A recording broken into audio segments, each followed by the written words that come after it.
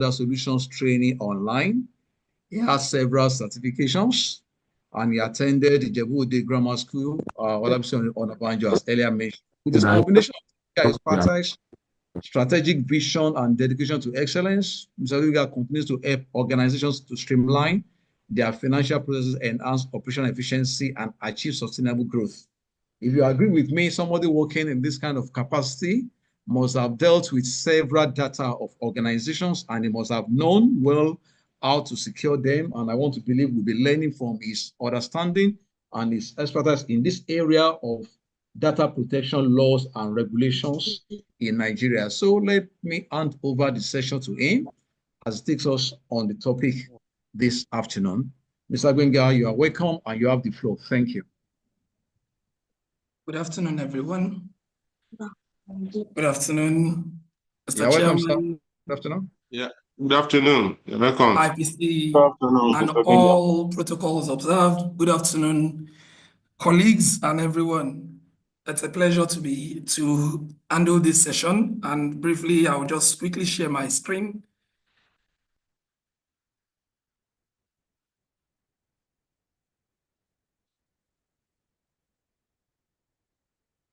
Can we all see my screen, please? Yes. We Yes. can see your screen. We can see your screen now. Please let it be on slideshow so we can Yeah, that see is it what I well. want to do. That is what I want to do.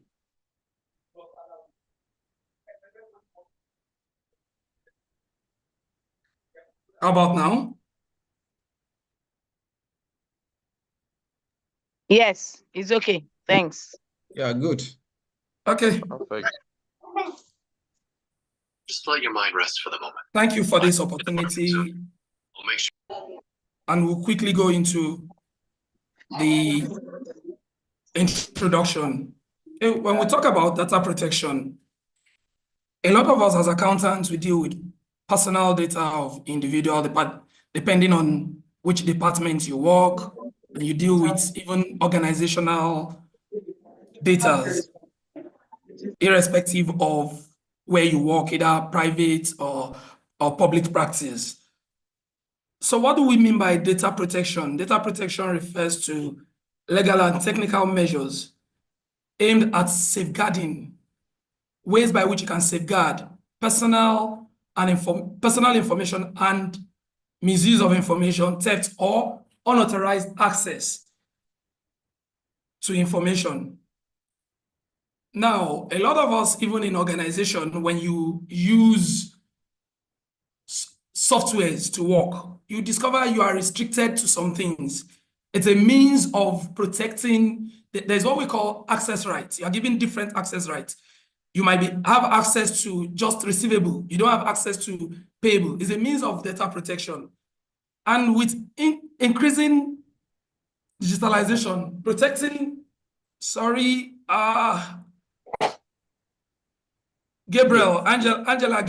Angel Gabriel is making so much annotation on the presentation. And please, can you stop? Who is this? Please, who is this now? I don't know why members cannot be disciplined enough to come on a meeting and then let there be decorum. It's not expected of us as accountant, please. We'll be muting you. We'll be telling you to stop striking why? Okay. Please, let's go ahead. With increasing digitalization, protecting data has become a priority for governments worldwide, including Nigeria. This presentation explores key regulations such as NDPR, which is Nigerian Data Protection Regulation, and the GDPR, which is the General Data Protection Regulation, and other relevant Nigerian laws. Sorry, Mr. Why do we have to protect data? Sorry, Mr. Why do we have to protect data? Hello, sir.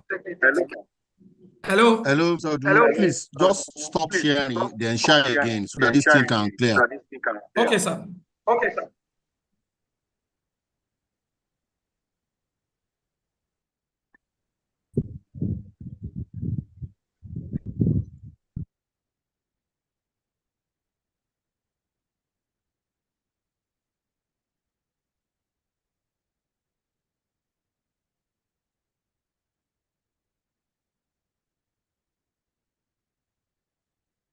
So why do we have to protect data? Why does data protection matter?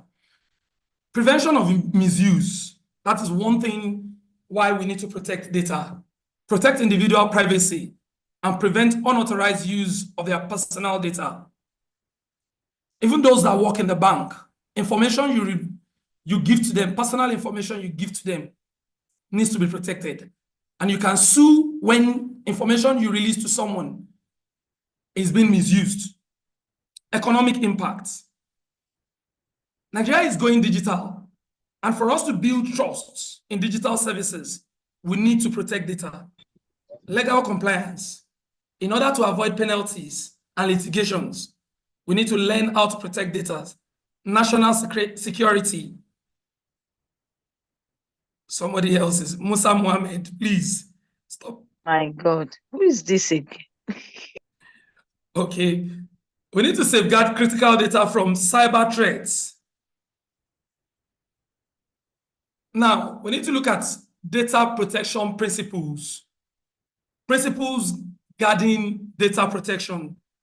One is lawfulness, fairness, and transparency. Data must be collected and processed legally, fairly, and transparently. Now, when you say data must be collected legally, when you are collecting data, you need to let the person you are collecting the data from know you are collecting the data. And you need to let the person know what you are using the data for, the purpose of the data you are collecting. You cannot just collect people's data. They do not know what you are using it for, and they just find their information in public space when they've not given you the consent to do that. 2 is purpose limitation. Data must be used only for specific, explicit, and legitimate purpose.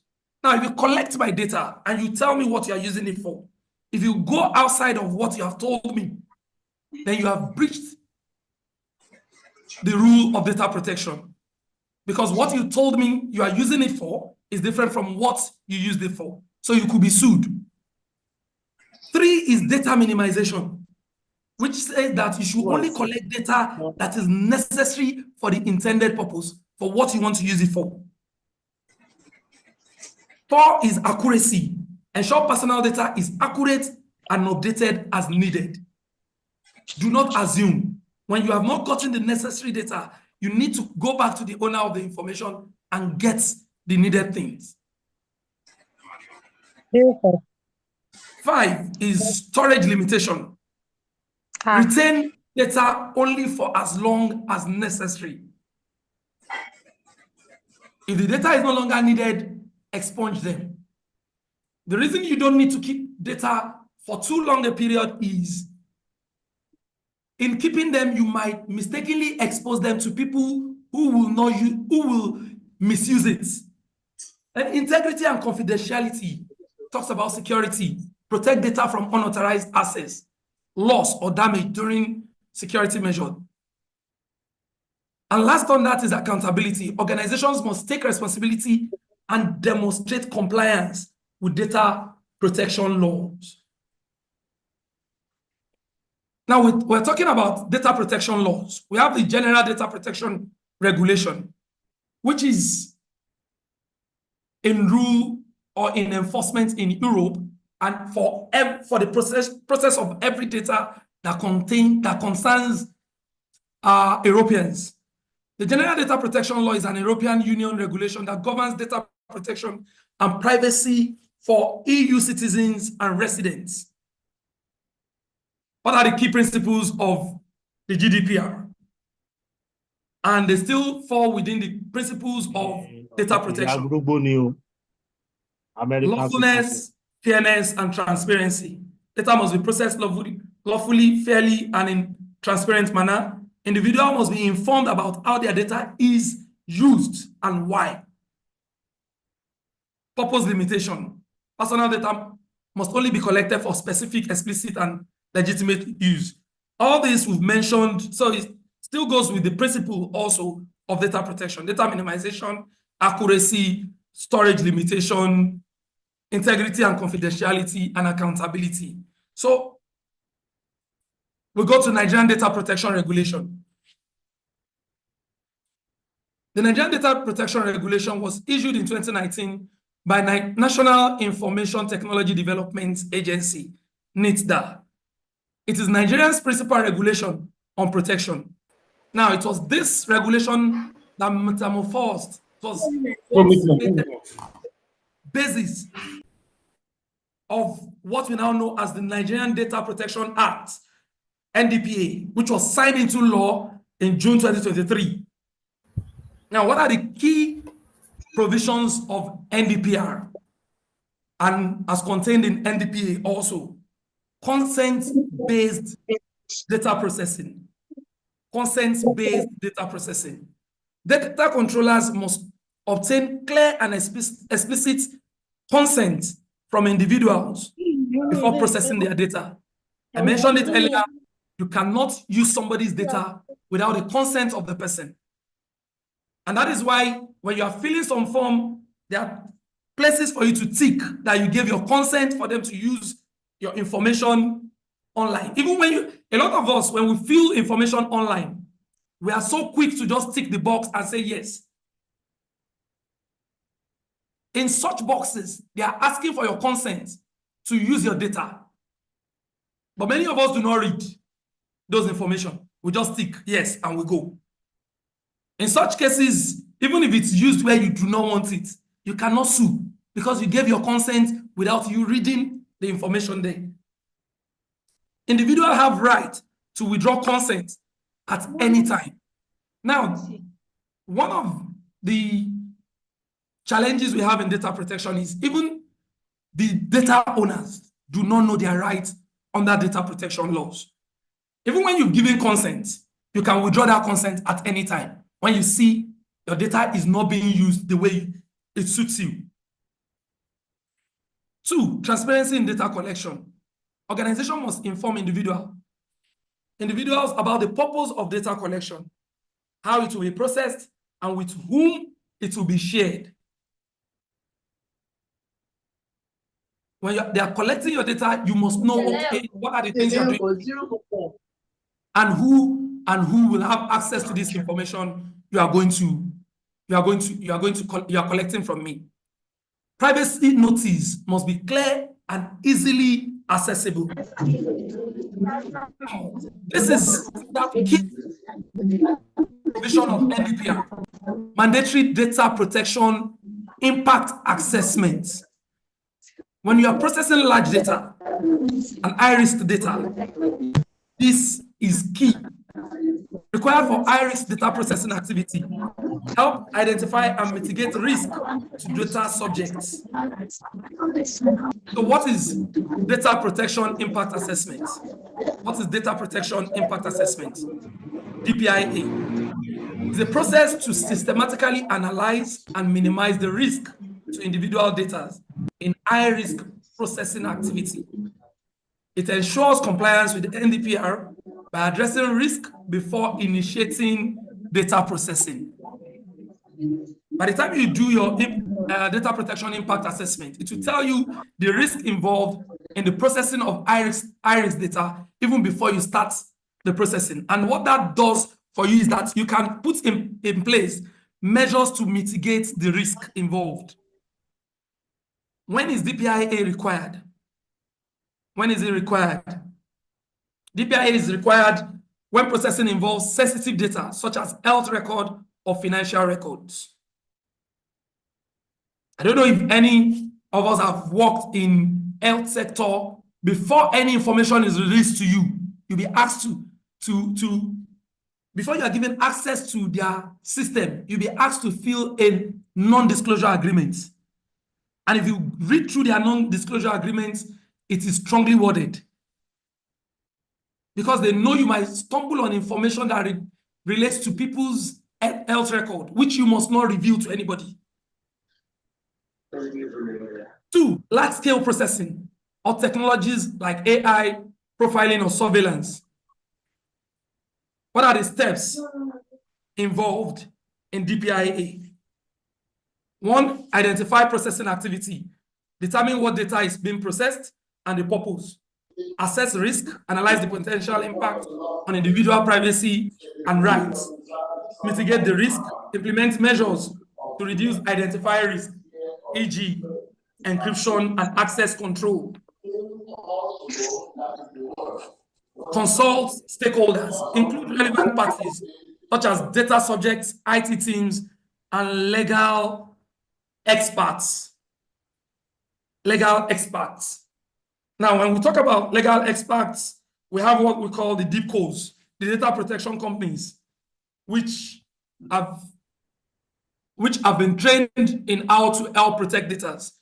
Then we talk about document findings, keep records of assessment and mitigation actions. They are like your working papers. Outcome, ensure transparency and compliance while protecting individual data rights. So we continue with the key provision of NDPR, data breach notification. Now, data controllers must report data breach to NITDA within 72 hours of becoming aware of the breach. While processing data, the moment you know there's a breach in the data of the people you are processing, you need to inform NITDA. And affected individual must also be informed of the breach. 5, data subject rights. Rights include access to personal data, rectification, erasure, and objection to data processing. That means individuals have rights to all that. You can ask them to erase, take out. Individual can request data portability to transfer their data between controllers. If you discover, oh, the person that is controlling your data is not doing well with it, you can tell them, okay, please, can you transfer my data to another data processing organization? Then we have penalties for non-compliance. Organizations that fail to comply with NDPR can face fine of up to 2% of their annual turnover or 10 million naira, whichever is greater. Similarities between the General Data Protection Regulation and the Nigerian Data Protection Regulation. Now, in terms of scope of application, applies to organization processing data of EU citizens regardless of the location, regardless of where the company is. As long as you are processing citizens of EU, you have to follow the provisions of GDPR. And NDPR applies to organization processing personal data of Nigerian citizens or residents, regardless of the location. Legal basis for processing requires lawful ground for data processing, such as consent, contractual obligation, legal requirements, vital interest, public task, or legitimate interest.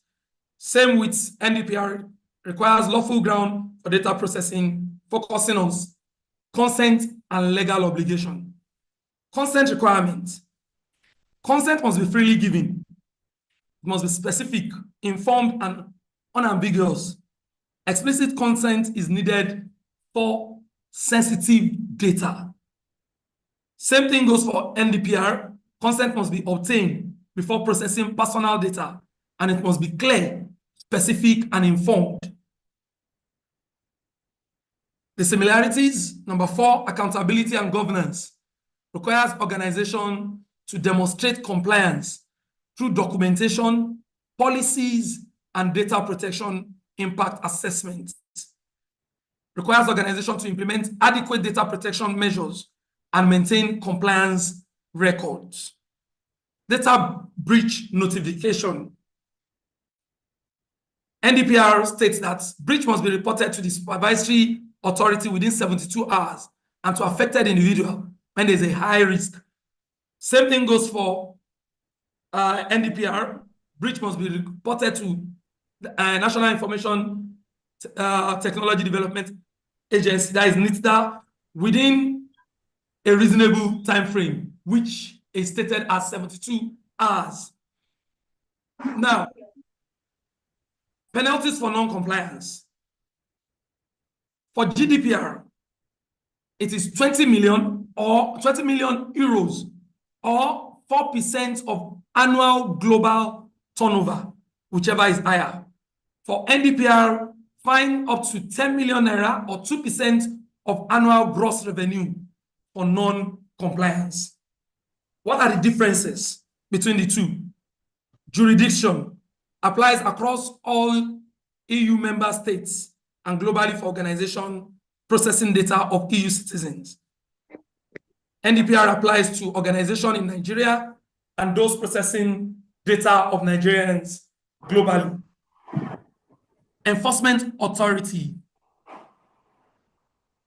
For GDPR, it is supervised by the Data Protection Authority in each EU member state, and it's coordinated by the European Data Protection Board. Now, for NDPR, it is supervised by National Information Technology Development Agency and also by the National Data Protection Commission, which is supervised by National Data Protection Commission, NDPC. Applicability threshold. There's no threshold for GDPR. It applies to all entities processing personal data within the scope. For NDPR, it targets entity with at least 2 employees or processing data of over 1,000 individuals annually. Data breach notification timeline. Breach must be reported within 72 hours according to GDPR. NDPR said reasonable time frame. Reasonable time frame. But the law, that is the NDPA, now said within 72 hours. It must be reported to NITDA. Data protection impact assessment is mandatory for high data processing activity. Now, NDPR did not give any explicit requirements for data protection impact assessment. The organizations must implement basic compliance measures, legal instruments, binding regulation directly applicable in all EU member states. A regulation started by NITDA and passed into law as NDPA in June 2023. Now, what are the other international data protection framework? We have the APEC Privacy Framework, which is Asia Pacific Economic Cooperation Guideline for protecting personal information, which focuses on cross-border data transfer and promoting best practices. We have Convention 108+, Council of Europe, a treaty focusing on data protection and privacy among member states, and provides guidelines on how to handle personal data with fairness and transparency. 3, we have African Union Convention on Cybersecurity and Personal Data Protection. It's a treaty focusing on data protection and privacy among member states. Okay, what is the implication of data protection law for accountants? Because accountants might be wondering, do I process any information and things like that? Accountants handle a significant amount of sensitive personal and financial data. With the advent of data protection laws like GDPR and NDPR, there's an additional responsibility on accountants and accounting firms. Implication of data protection law for accountants. 1, legal accountability. Accountants must ensure compliance with GDPR and NDPR and other data protection regulations when handling clients' information. Non-compliance can result in penalties, fines, or reputational damage. Data security. Accountants are responsible for implementing robust measures to secure personal and financial data from breach or unauthorized assets. And I want to give examples, because while in practice, I've seen different things, particularly accountants that process payroll. They are easy to divulge information of people to of people's payroll to other employees who they feel they are close to. This is a breach of data protection law because that information is given to you because of your office, and anything you get there, you are not meant to divulge it to any other person. And when we talk about security, also still talking about accountants, I've seen where people who work in an ERP environment will give their friends who work in the same office their access to their password login detail for them to be able to access the application. You might not have the same access right. So giving your friend or your colleague your login detail to access your ERP environment is a breach of data protection law. Implication of data protection law for accountants continued. Data protection fosters trust and reinforces the professional relationship between accountants and their clients. 4 is cross-border challenges. Firms with international clients must navigate multiple data protection frameworks, such as GDPR and other regulations. What is the role of accountants in data protection? Data custodianship. Safeguard sensitive clients and organizational data by adhering to strict data protection practices, particularly for those of us who are in public practices, tax consulting, audits, and accounting services. We are privy to so much information about our clients, which we need to handle with care. Because we have those information, many of us, we keep an open file share that people can easily access. We need to look at how we can digitalize some of those information and password them so that people do not have free access to them. 2, compliance monitoring. Ensure accounting processes align with data protection regulation like GDPR and NDPR and others. Risk assessment. Identify risk associated with data handling and processing and recommend appropriate mitigations. Training and awareness. Educate team members and clients about data protection obligation and best practices. For those of us in public practices, we need to educate our team members why we need to protect our data, our clients' data. Incident response. Act swiftly to report and mitigate breaches in compliance with legal requirements. Data protection consideration for accounting firms. Data mapping. Identify and document the personal data collected, processed, and stored by the firm, by your firm. Secure infrastructure.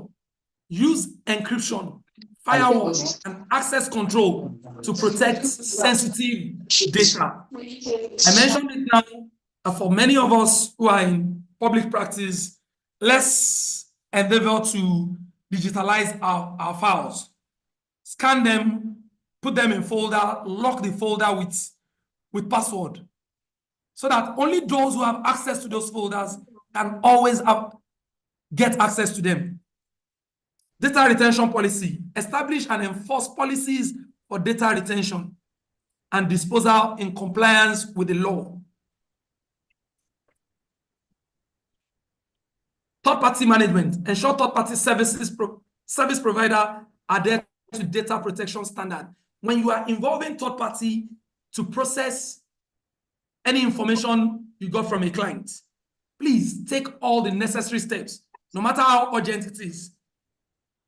No matter how urgent it is, all the non-disclosure agreements that needs to be signed, and let them know the implication of the data you are transferring to them.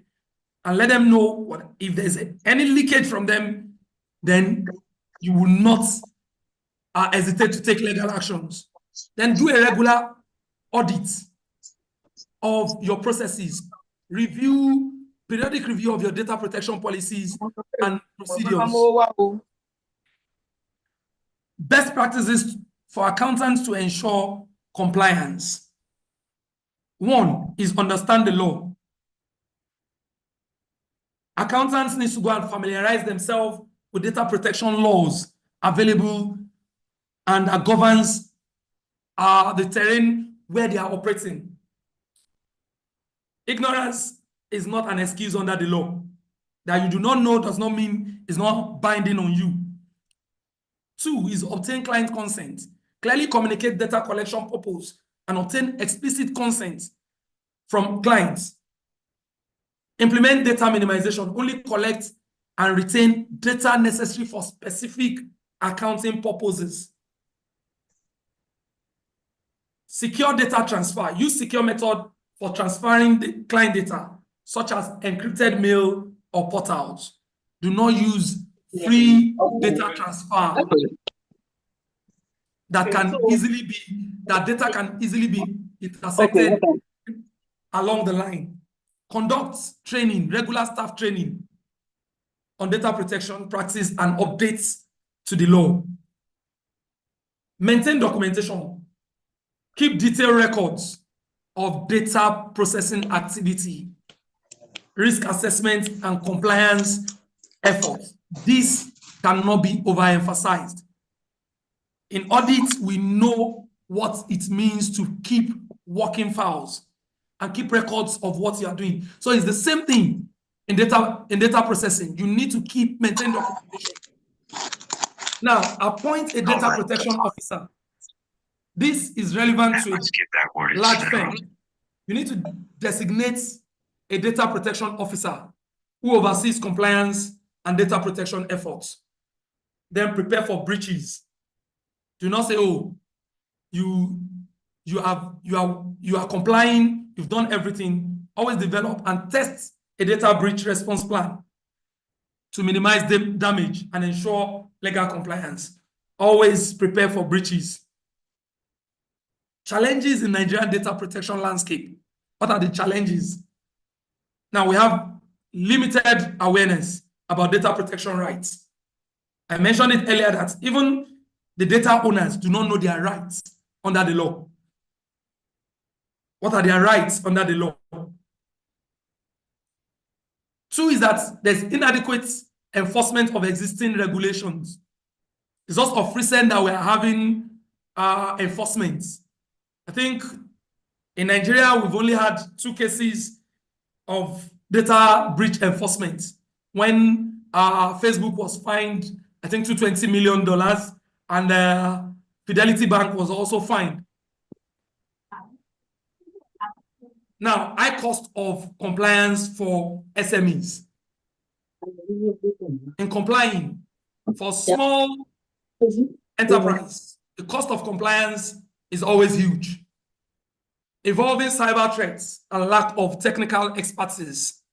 Those are the challenges.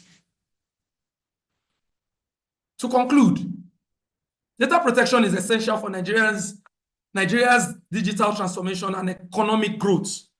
Regulation like the NDPR and complementary laws provide a framework for protecting personal data. Stakeholders must collaborate to enhance enforcement, compliance, and public trust. Data protection laws have significantly impacted the accounting profession, creating both challenges and opportunities. By understanding the implications, adopting best practices, and staying proactive, accountants and firms can ensure compliance while maintaining trust and professionalism. Recommendation: awareness campaigns. Educate citizens and businesses on their rights and obligations. Capacity building: train professionals on data protection, compliance, and enforcement. Collaboration: when you are into data protection, you need to foster partnership with both government, private sector, and international bodies. And then finally, legislative updates. Ensure alignment with global standards like the GDPR. You need to update yourself regularly on information. And on a final note, I want to tell accountants that, particularly those of us, if you have friends in the HR department, do not take it personal on them when some decisions are taken about you and you did not know. You feel your friend did not tell you.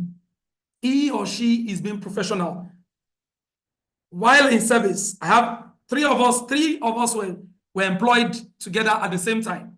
And one was employed into the HR department. The two others were employed, were friends. We came in at the same time. We did our orientation at the same time. We're in the accounts department. And one of us was to be laid off after some time.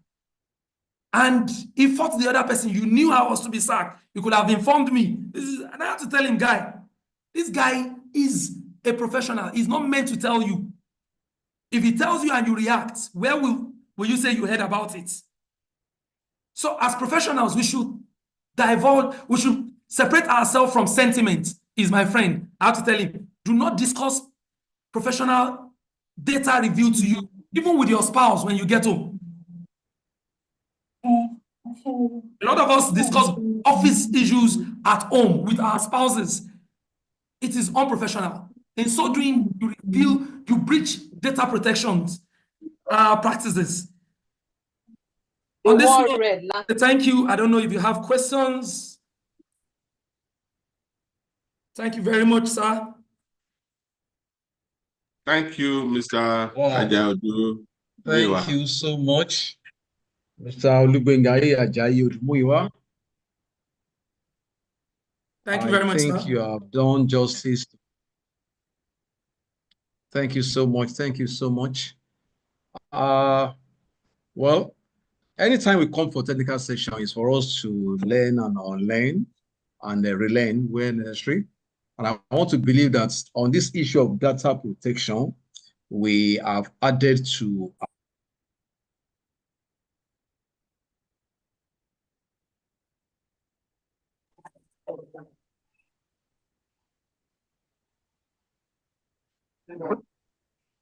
Mr. Olubode, please unmute yourself.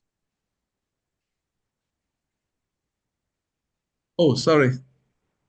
Yeah, I was thanking him for the job well done, and also to appreciate every one of us that were under the paper presenter for the time that we gave and the concentration that we gave. And I think we just move forward now. I was thanking him for keeping to time, because everything that we have to do has to be done with time. Now we can go into question and answers now. I'd like to know if some of us have questions. Maybe you can take like 2 or 3. Please, can you signify if you have questions for Mr. Olubenga?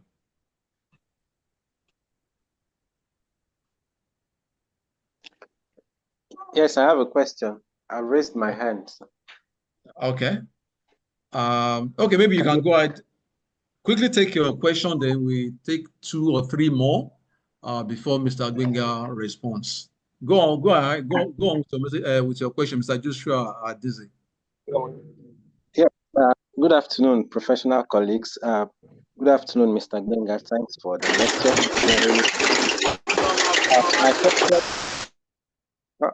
My question is about the opportunities that are bound for professional accountants in this issue of data protection. I had an experience where some group of lawyers wrote to one organization that I have worked with, and they were asking to come for a review. So I don't to carry out impact and assessment of the organization to know if we can subscribe to some of the data, some of the laws that has to do with data protection, considering the size and the kind of data we make use of. But my question is there any opportunities for chartered accountants to also review or carry out the impact assessment on organization, also know if they are to comply with that law, or is it just meant for legal professionals?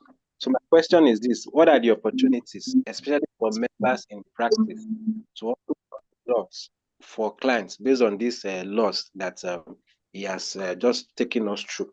That's my question. Okay, any other question? I've not seen any other hands. There are hands raised. We have Aruna Afuakwe and Abiodun Taiwo raising their hand. Good afternoon, Okay. sir. Okay. Good afternoon, sir. So, yeah, good afternoon. Go ahead, Mr. Bruno. Yeah. I'm so grateful for this opportunity given. So thank you so much, sir. So my question goes as this Data Protection Act. I want to know, how is it binding for some of us that are working in practicing firm?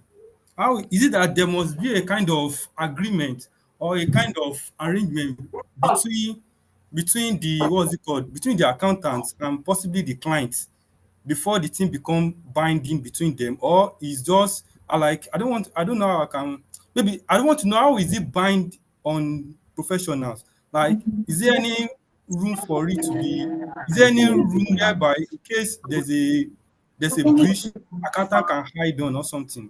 Please, I want to know. How is it bind on accountant? That's my question. I don't know if you get my question.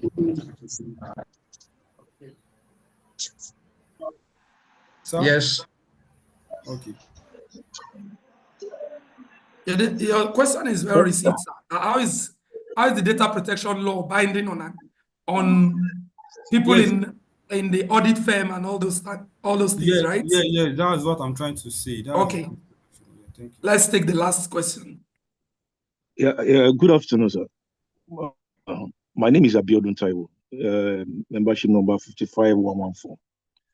Yeah, I don't know. This data protection, I think, is not popular in Nigeria. Unfortunately, somebody like me, I didn't get to know about anything called data protection until I got to the United Kingdom. Until I got to United Kingdom, and in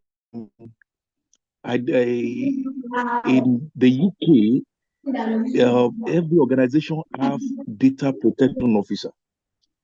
Even in church, when I first got to church and I want to handle data of people, first timer, just carelessly, there are cautions and things that this will be sanctioned, this and that. So everybody had to be careful in the way they handle data, people's data. When you apply to organizations and probably you were not given the jobs and things like that, when it is getting to a year, they send you email that you still have we still have your data with us. Can we still keep it in view of future opportunity, or you want us to wipe it away, wipe it off? And this does not operate in Nigeria. Is anything the government is doing, organization, people like you are doing to make this thing? And I realize that people don't even know that there has been breaches on their data and everything. I don't know what is the data protection agency doing to make sure that people are being sensitized, educated on this, their right. As you have said, we don't have many cases and people have been data have been breached. Yet, because nobody knows their right, nobody knows anything is happening, there are no cases being instituted.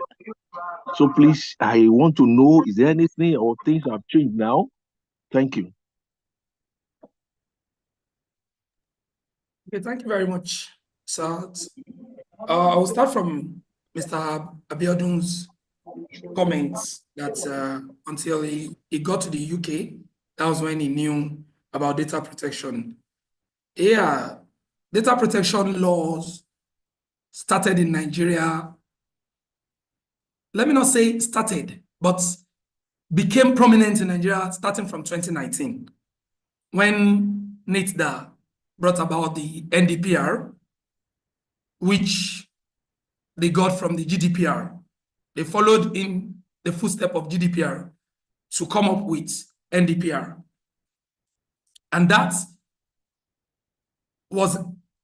has been on up till June 12, 2023, when we have the NDPA, that is in Nigerian Data Protection Act.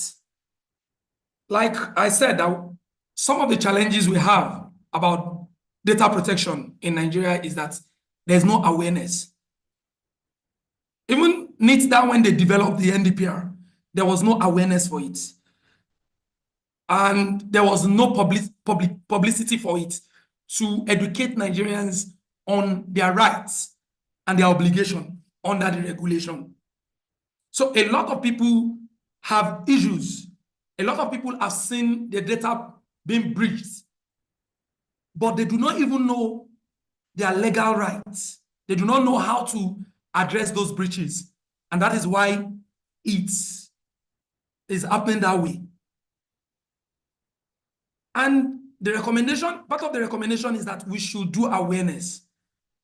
For every organization, we need to train our employees, our team members on data protection. We need to let them study the laws. What you don't know, you might fall victim of it. So you need to study the law for you to know how you stay within the ambit of the law when you are processing people's data. I'll tell people, whenever I'm handling first-timers information in the church, I'll ask them, okay, when you give me your phone number, I'll ask you, can we call you? I won't say because you gave me your phone number, I'll just pick my phone and call you. Can we call you? What time can we call you? If you give me your address, I'll ask, can we visit you? Because for the fact that somebody gave you his address and you did not ask question if you can visit the person and just pick yourself, two of you from the church, you just visit the person, you have breached because you did not tell the person you were going to visit the person. You only collected those information. You did not tell the person the purpose for that information. So it's because there is no awareness. And that is why you've not seen cases coming up. The moment there is awareness, even audit firms, if we are not very careful, we'll start having litigations. We'll start having litigations. So that is said. So the second question, how is data protection binding on firms? Sir, if you look at the laws, the rules, the provisions of data protection laws, it talks about how you process people's data. It talks about how you ensure people's data are not released to people who should not have access to those data. So as audit firm, when you are auditing a company, information about the financial health of the organization, you should be careful how you handle it. There are some staff that, I'll tell you, they are Radio Nigeria. The moment they know, oh, this organization is not stable, is having going concern, and you audit such organization, the moment you know the person gets home, especially if you know somebody who is dealing with that organization, gets home and discuss it with someone, and the person will take it again, take it to another person, and that way, the company will come back to you that you are the only person they release who knows about that information. How is that information going around? You could be sued. And that is how it's binding on firms. So you need to know. You need to let your team member handling vital information about clients know why they must not divulge information. They must not discuss anything that has to do with the office, with anybody outside of the office. Because there could be litigations from it. Who are these people disturbing this presentation?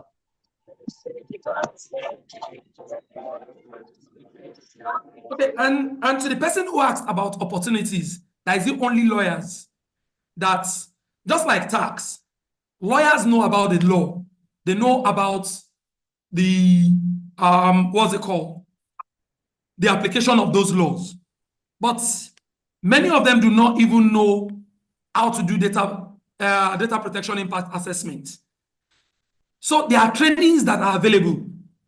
There are trainings you can do. We have data protection companies that have been trained, that have gone for those training.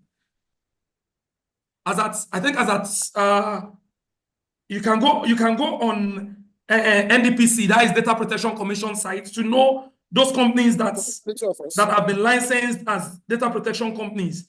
I think few of them, we have the OmniSuite Nigeria Limited, we have Concentric IQ Limited, and the likes.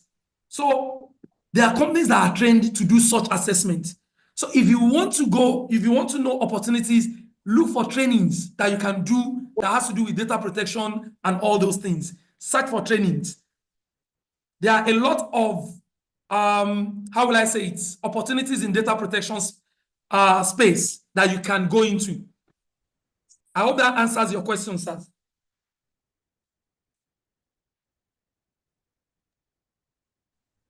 Yes, thank you, Mr. Thank you, Mr. Lumiga. I think Mr. Tony can ask his question, the last person. Okay, sir. Thank you very much, sir. Good evening, everyone. My question is, remember you said something earlier about the duration of time that we can keep the data that we have collected. However, we have various laws like the CETA Act and the Companies and Allied Matters Act that says that you should keep some particular data for legal reasons for 6 years. And also, for taxation, if the tax authorities, let me say, they want to investigate a particular company, they can go far back. So, does the NDPR law does it invalidate these particular laws? Which one supersedes each other? Okay, thank you very much, sir. That's number one. Then also, I have two questions. Can I ask the second one? Hello. Please mute yourself. Can I ask a second question? Go ahead, sir. Okay. Now there was a situation whereby we have instances whereby like the national identification number. Sorry, that's the Nigeria Identity Management Corporation. There was a time that there was a data breach whereby some companies were buying data of individuals. Like if they want to, let me see, they want to check your real age or check your location, they got this data from the NIMC. Now, if you go through that route, let me say, can we sue those companies that got those information illegally from the NIMC? Okay, let me start from that. I mentioned something that's another thing you need to know is that some of those information might not even be from the NIMC. It could be from even the telcos, telecommunication companies. They have all those information when you did your SIM registration. And I said something initially when I was talking that a lot of us, the terms and conditions, when you are filling forms, many of us do not take time to read. We just tick and agree. In some of those terms and conditions, they will have told you this data being collected might be released to organizations who might need it for data analysis and things like that, and all those things. And you'll have ticked and say you agreed. You cannot sue for such thing. Because they will bring back those forms to you and tell you, sir, you signed this and you agreed to it. Now, that is where the awareness comes in. If you understand your right under data protection, then you will be forced to read anything that has to do with your data collection before you append your signature, before you give your approval. Are you okay with that, sir? On data retention, the NDPR is not in any way contradicting all other laws. But now, it said you should not keep it more than necessary. Now, if other laws are saying 7 years, Why keeping it for 10 years?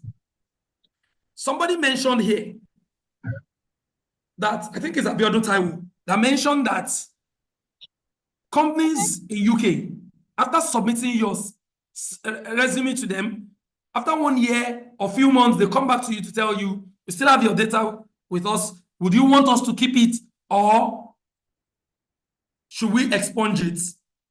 Now, that is how to handle data retention. If you have kept it for the required number of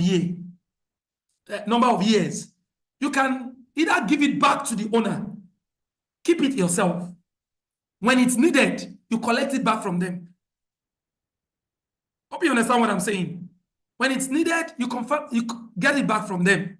So NDPR or GDPR has not come to contradict what the other law states, but it's just telling you you should not keep data or information collected beyond the necessary time. And what is the necessary time? The necessary time still correlates with the number specified by other laws that operate in your profession. I hope that answers your question, sir. Yes, sir. Thank you very much. Thank you. Before Mr. Olubodun will do the closing aspect of the technical session, you can just drop your question in the chat box. We will attend to them. I think we've tried. Mr. Olubodun, go ahead and close the section. Okay, thank you, my chairman. Once again, I want to thank every one of us, both the speaker and those of us that we were the students for this session. Thank you all for all our active participations. I was looking at some of these questions too. They are questions that are also good for us to treat. Unfortunately, time will not allow also. But Mr. Gwenga, I've copied some of these texts to you, questions to you personally. If you can help us to probably answer them on the platform as brief as you can, we will appreciate it. And I think it's time to do the presentation of awards. Chairman, can I hand over this session back to you for you to help us to either handle it or either delegate to somebody else? Thank you, the technical secretary. Rumiwa, thank you very much for this wonderful presentation. I will call on one of the elders of the district to appreciate you and present the plaque for you. Before that, I would like to recognize Mr. Olugbenga Solarin, the district chairman of Mowe District and the head of publicity for the 19 Western Zone Conference. You are welcome to this platform. Then I would like to welcome Mr. Alhaji Sulaiman Ismail, the chairman of Sokoto. Then I would like to recognize my past chairman, Professor Godwin Oyedokun. I think he joined while we about to start the technical section. Thank you, my chairman. Thank you, everybody. Yeah, thank you, sir. And Dr. Bisiru Kolawole, immediate past chairman. You are also recognized. We have other chairmen of districts on this platform too. I think is Mr. Sulani, are you in the position to talk to us just for 1 minute on 19 Western Zone Conference? Mr. Sulani, are you there? Okay. If you are not there, let me call on Professor Godwin to appreciate our speaker and then to present this plaque to him. Professor. Thank you so much. It was a very steady today, and I'm very, very interested in it because having a lot of work to do on that particular topic. I was ready to borrow brilliance. The presenter has done well, and he was so calm with it. even notwithstanding initial glitches that we have. Mr. Ajayi Udumiwa, thank you so much for your time with us. And you are at home. And that was why when you were introduced, say one of thank you for explaining the nitty-gritty of this law. A matter of law, when it's being explained, is not what someone would just talk. So you took it line by line for us, and we appreciate you. The truth of the matter is that you have also opened our eyes to the fact that we should be careful when it comes to how we handle people's data. You also let us know that will not be angry with anyone working somewhere and they couldn't tell us anything. God will continue to give us wisdom to take that. Thank you so much. And please note that we'll be calling you as need arises. Thank you for closing this year with us on our technical session. It is remarkable and it's on the book of record. We hereby present this to you on behalf of the chairman and good member of Ilupeju Gbagada and this is Society of Ican. Please accept it electronically while the physical hard copy of these plaques will be given to you in your office. Thank you so much. Mr. Chairman, I'm back. Thank you, sir. My professor. Before we move to the next item, which is recognition of new member and introduction, let me introduce our pioneer chairman. I can see him online now. The pioneer chairman and a counselor of the institute, Dr. Gbenga Omideji. You are welcome and you are recognized. I think you will talk to us by the time we introduce the new members. We have a lot of them on board this afternoon. On